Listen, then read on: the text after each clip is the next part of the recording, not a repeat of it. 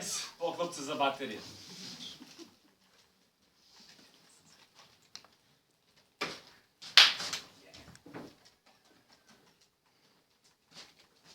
Halo? Da. Onda sve to staviš u ključalu vodu i pustiš da krčka nekih 5-6 minuta. Sad! Bravo! Osvojila sam 8. nivo! Alo, smanji malo doživljaj.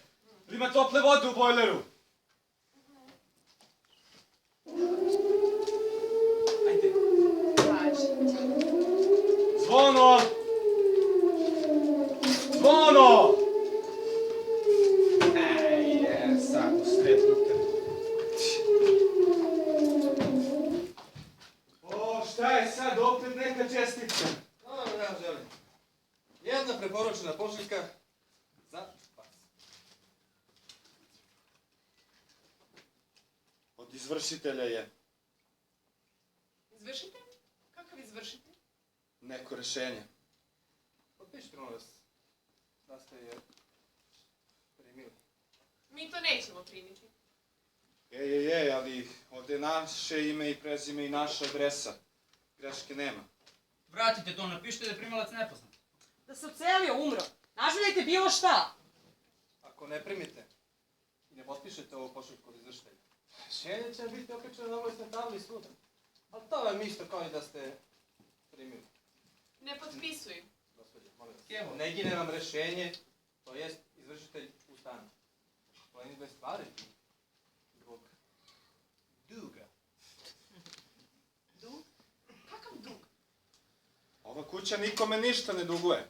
Nismo u kreditima, nemamo platne kartice, račune plaćamo redovno. Potpišite ovo pošiljku. Možete možda vremena uložiti žalbu ako je neka greška u pitanju. Ne potpisuj. Evo, čovjek je u pravu, potpiši. Matori, potpiši, pa ćemo se žaliti. Sigurno su nešto pobrkali. Ne potpisuj. Potpiši. Ne potpisuj. Potpiši. Ako potpišem, kajat ću se. Ako ne potpišem, opet ću se kajati. Ovo mi zvuči poznato. Pardon. Stvarno vam je gajba.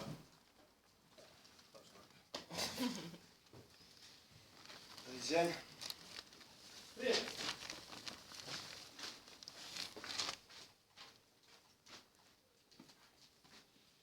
Pa da li je ovo moguće? Čitaj glasno da svi čujemo.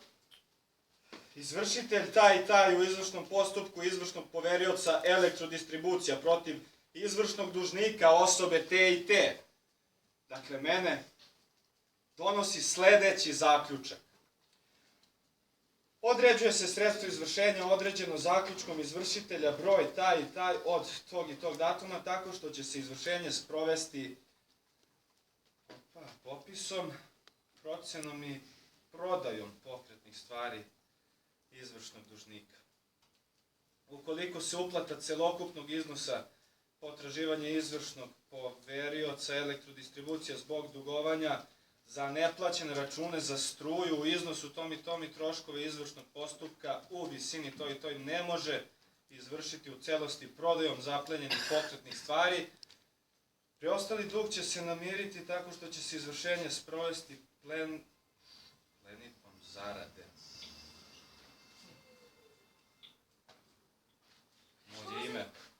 Moje ime. Plenitbom zarade.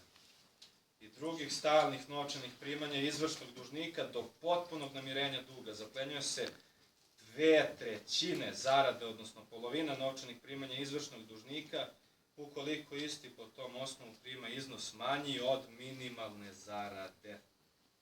Čekaj, ako ti ukrao podatke, podnet na dug. To je krađa identiteta, moraš odmah da uložiš žalbu. Pouka o pravnom leku. Protiv ovog zaključka izvršitelja nije dozvoljen prigovor. Idi što pre elektrodistribuciju. Vidi gde su pogrešili.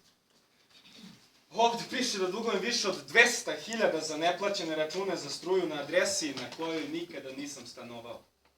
Čekaj, kako je to moguće? To je suprotan deo grada. Tamo nikad nisam ni svraćao. Kako je to moguće? Tako mogu svakom od nas da nakače dug. Od kukanja nema ništa. Moraš hitno i do tog izvršitelja.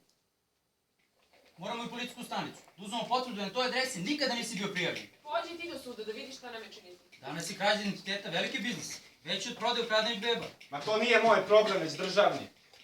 A čemu onda država i šta rade ti silni činovnici koje plaćamo? Pa i oni igraju igrice, samo na višim nivoima. Treba će nam dobar advokat za ovo. Odakle da ga platim? Matori, s tebe smo. Radit ćemo nešto. U komadi ste zadruge. Biće para za advokata.